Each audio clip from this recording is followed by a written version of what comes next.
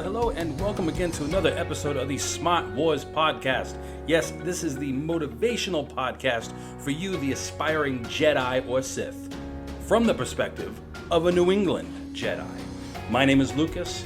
I am your host, and my hope and my goal is to motivate you, to encourage you, and to entertain you for possibly the next 20 minutes. So I want to thank all of you for joining me.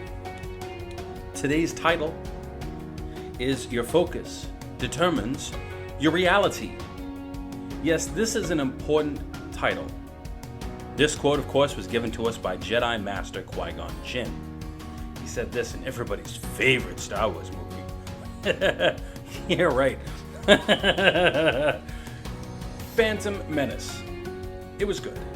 You gotta admit, probably some of the best lightsaber duel in all of Star Wars was in the Phantom Menace. But for the most part, yes, that's a movie that a lot of people regret watching. But come on, did you see The Last Jedi? I think we topped it. I think we topped worst Star Wars movie with that one. Now, granted, there were things about The Last Jedi which I actually enjoyed. But for the most part, good grief, it was a dumpster fire. An absolute dumpster fire. So why are we talking about this particular topic on your focus determines your reality? Is there any truth to that? There's a lot of teachings in the world on basically life, the universe granting you what you want. I question that a little bit. There's been things that happened in my life that I was like, really? Is that what you're trying to give me? This is not what I wanted. So I question him. But there is truth in the statement that what you focus on determines your reality. But it's more so in your mindset and your attitude and how you come across to other people. Now, there's a couple of examples that we can look at in the Star Wars universe that really helps us to appreciate the truth behind this. One is a character from the Star Wars show Rebels. If you've never seen it, it's a really, really good show. Some of the episodes, arguably, some of the best Star Wars possible. I mean, just fantastically written episodes. So Ezra Bridger, who was an aspiring Jedi throughout the entire series, battled with internal struggles dealing with his past, having grown up, as he was described in the first episode, as a street rat. No, not like the street rat from Aladdin. Street rat, riff-raff, I don't buy that. Yeah, I know, I can't sing, so why did I do that? I don't even know why I did that. Maybe I'm just here having fun. But Ezra Bridger struggled internally with his life and where he was going, and even when he was finally accepted as part of the Ghost crew that he was with, he still didn't fully feel at the beginning that he fit in. Have you ever dealt with that, where you've been surrounded by people that you should have been friends with, but you didn't always feel like you fit in? Now, I'm originally from Massachusetts. That's where I was born and raised. That's why I sound the way I do. That's why I say that I do park my car.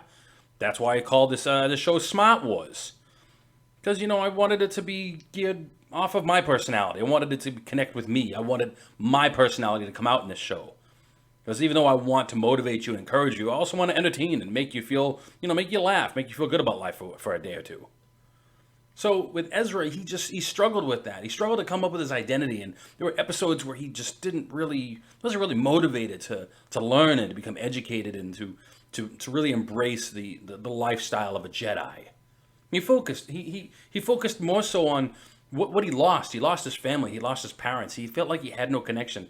Eventually, he realized where he found his family. But there were so many little points where he dabbled into things he shouldn't have been doing, like when he embraced the dark side, and he was able to use some powerful things. And I think it was Sabine Wren that said to him, when did Kanan teach you that? And he was like, he didn't. So he was embracing a darker side simply because of the fact that he wasn't confident with where he was going. And that those new powers were really kind of addictive.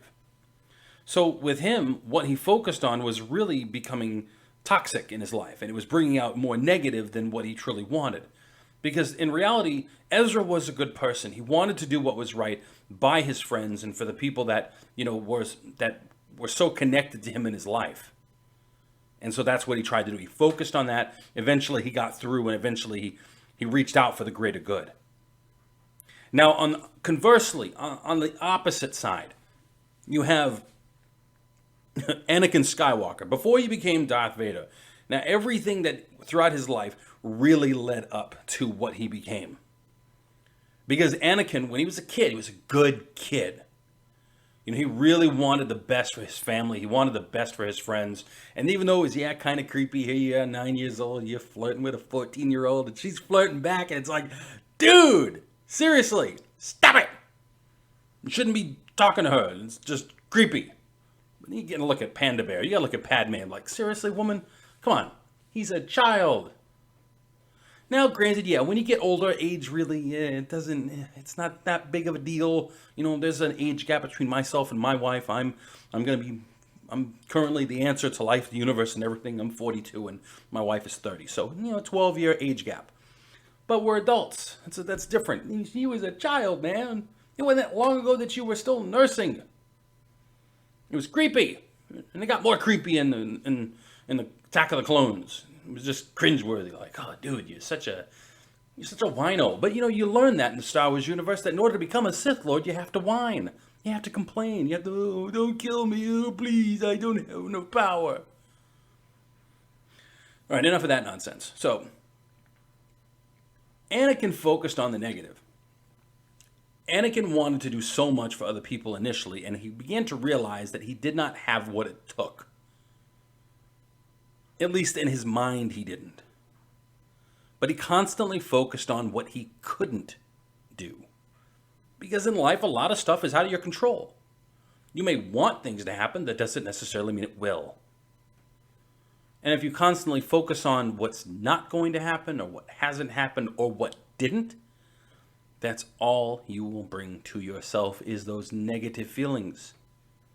And how many people do you like being around that are constantly negative? Probably not many, if any at all. But you prefer, and this is the truth, everybody prefers to be around other individuals that make them feel good, that make them laugh. And sometimes it's the silliest little things that'll make us laugh. It really is. So if you want to be positive, you've got to surround yourself with positive people. You've got to force your mind into focusing on the positive. That is where Anakin Skywalker failed. He failed to focus on the positive. He couldn't save his mother. That got him upset. What did he do? He started throwing stuff. He started complaining to Padme. Then he was like, I killed them, every single one of them, the women and the children, and I hate them. Then later on down the line, he was having visions about Padme's death, and he was so convinced that it was going to happen, when in reality, you don't know what's going to happen tomorrow, man. You got to clear up those emotions. You got to stop thinking with your heart. Use that bean that's in your skull, dude. You're a Jedi. You can do this. You have more power than your neighbors. And instead, he allowed his emotions to control every single one of his actions. And before you know it, he's force choking his wife. Good grief, man. She's pregnant with your children. Now, granted, he may not have been physically responsible for her death, but emotionally, she'd given up because of what he did. Because of his constant focus on negativity. I mean, seriously. His focus on negative energy propelled him into a path that is really just irredeemable. Well, from a certain perspective, from a certain point of view, is irredeemable. Dude, you went in the room and you killed the kids. You killed him, man. You wiped him out. Yes, Papa Palpatine said, do not hesitate, show no mercy. That's exactly what he did. He showed no mercy. He went in, he just chopped him up, sliced him up. Now you got to live with that, man. Now you got to live with that. Now, a little funny side note to this. So, all right, so if you've never seen there's a collection of video series on YouTube called How It Should Have Ended. And they did one for like all of the Star Wars movies, and they're hysterically funny. Well, they did one for Return of the Jedi. And of course, they altered it. George Lucas changed it up, and they changed the original actor to Hayden Christensen. Yeah, some people liked it, some people didn't. I was like, yeah, it's pretty cool. Whatever. I like the movie. I don't care how it ends, because it was a good movie. I enjoyed it. Well, what they did and how it should have ended is they had Obi-Wan, Anakin, and then Yoda, and then all the younglings popped up. And one of them was like, "You killed us when we were children," and Yoda was like, awkward this is. You can't let the negative energy control you, because it will lead you into areas of life that you sometimes you don't know how to get out of. And it's areas of life you just don't want to live in. I remember when I was in my deepest, darkest moments, and I had basically, to a certain extent, I'd given up. I had completely given in. And that's what Anakin did. When he realized that there was no turning back, you could see it on his face. When he chopped off Mace Windu's arm, he was just like, what have I done? And, of course, Papa Palpatine was like, you're embracing your power. Whatever he said. I can't remember exactly what he said. But he said, it's your destiny. And, that was it. Once he realized that this is the first step down a dark path, he realized he couldn't turn back, and he just gave in. That was a coward's way out, man. You gotta love Darth Vader. Anakin was a great character, but that was a coward's way out. He didn't stand up for what was right. He stood up for what was wrong, and he knew it. He knew it. And that's the problem. Sometimes it happens in life. It really does. And I remember when I was at my deepest, darkest moment, I remember the choices that I made. I remember what was inside of my mind. And I literally said to myself, oh, I can't turn back now. And when I had to confront those that I wronged, that I pained, it was by far some of the worst moments of my life. And then the consequences, the after effects, the aftermath, the bitter taste in my mouth of realizing what I did, how much damage I brought to friends and family, and some of those people have nothing to do with me, and that's years later. It's a bitter pill, man. We have no idea how long Anakin suffered with that mentally. Years later. And some of the storylines that are being put together, like if you've ever watched Star Wars Theory and what he did with his Vader fan film. By the way, if you've never watched it, you need to pause this podcast right now and go look up Shards of the Past in the Star Wars Theory YouTube channel. Arguably some of the very best Star Wars you will ever see. Oh my goodness, it's absolutely fantastic. But when you see the struggles that Anakin dealt with because of the bad decisions he made, it's really heart-wrenching. It really is. It tugs at those strings. It pulls at the feels, and you're like, oh, good grief. How could you have done that? How can you live with yourself? But in reality, what have we done? I mean, seriously, if you think deep down about the mistakes that you've made, and that's all you focus on, that's what you're going to receive. And that's what Anakin did. He focused so much on negative things, stuff that were out of his control, things that he could not do, and he brought so much negative energy towards him, and it plunged him into destruction and ruin. To the point where he realized how deceptive and powerful Palpatine was, to the point he really wanted Palpatine out of the picture. And that was the whole rule of two. The whole rule of two that was created by Darth Bane is the whole topic of the master, teaches the apprentice. The apprentice is supposed to wipe out the master. Evidently, Palpatine was just trying to change that because he didn't want to stop. And maybe that's the whole reason why they brought him back in the last movie. So the point of all this, everyone, the point of all this is that if you want to be motivated and focused and energetic and you want to have that positive vibe and you want people to be attracted to you, then you've got to promote positive energy. You've got to be happy. You've got to practice smiling, doing things that are going to make people want to have you around. But if you're constantly focusing on the negative, then people are going to be turned off. And it's going to absolutely hold you back. So again, if we look at the example of Anakin Skywalker All he did was focus on the negative, focused on his mom, focused on on his wife and the things that he couldn't control. And just, it's all he wanted to do was have more power and more power so he could control and make things the way he wanted them to be. But life isn't always like that.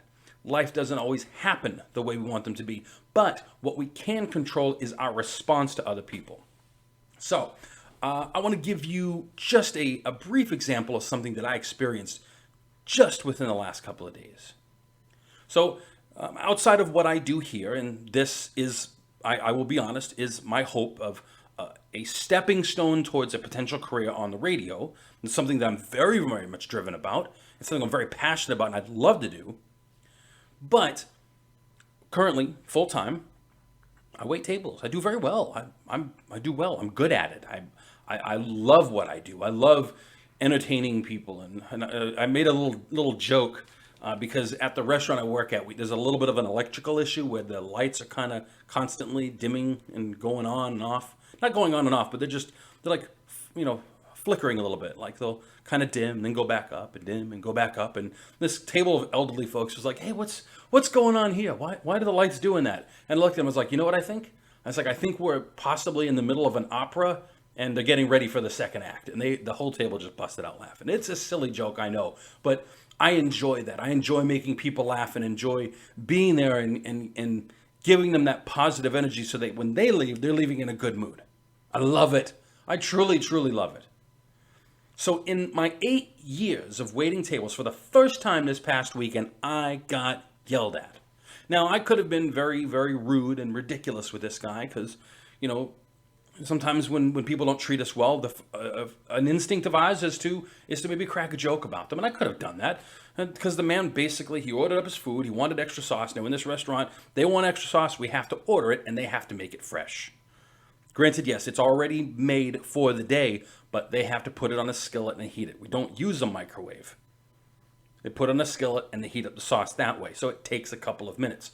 By the time I got back to the table to tell him that they were still working on it, he was finishing his food. And I made a facetious comment like, "Oh, you already finished. I guess it's kind of pointless to bring up the sauce." And he got upset.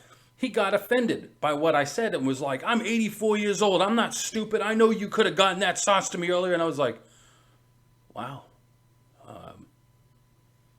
This was not intentional, my friend. He got irritated to the point where he just said, "Get out of my face. You're annoying me." So what I had to do is I had to approach the boss. And I had to do so in a way that was kind of calm and peaceful. And just express to him what was taking place in the gentleman's demeanor. And the manager took care of it. But it bothered me. And that was something I had to focus on because it shouldn't have bothered me. I'm not the one who overreacted. But at the same time, I want people to live in a positive atmosphere, a positive mindset, feeling good about themselves. And that's the same thing I want for you, the listener. I want you to feel good about yourself. I want you to be positive. I want you to be motivated, encouraged, and I want you to feel like you're on top of the world. And regardless of what has happened in your life, that you don't have to live as if what happened to you yesterday is going to control you now and then control you tomorrow. You don't have to dive headfirst into the dark side. You can create a life that you want. You're going to have bumps along the way. You're going to make mistakes, but it's not the mistakes that define you. It's how you respond to those mistakes and look to be the better person that define you and create you as an amazing and unstoppable person. Thank you, everyone, for tuning into this podcast. I hope you gained something beneficial from it. If you have tuned into this podcast by way of YouTube, I want to say thank you for listening. Go ahead and smash that like button. Feel free to leave a comment below if you'd like. And if you feel like subscribing, I would not stop you. I would very much appreciate it. It would help me in my goals in life, but more importantly, it will help to reach other people who might need the motivation to keep going. Thank you so much. Oh, I forgot one thing. I have to play this because this is absolutely ridiculous. I found this the other day. I meant to play it earlier, and well, I really got into this podcast. This is my 5th try to get this one right because it was a lot of thoughts and ideas that I wanted to put into this, and well, it took a lot of effort to really get this one right, and I think it finally worked out great. So this is stupid. It's really silly. It's Emperor Palpatine combined with a rock group called Collective Soul. So I want you to, if you can hear this, I want you to listen and just kind of laugh.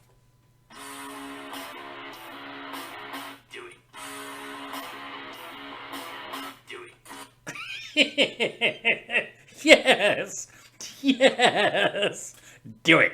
All right, everyone. Thank you so much for tuning in. I truly appreciate you. I hope that life is treating you fantastic, and I look forward to talking to you again soon.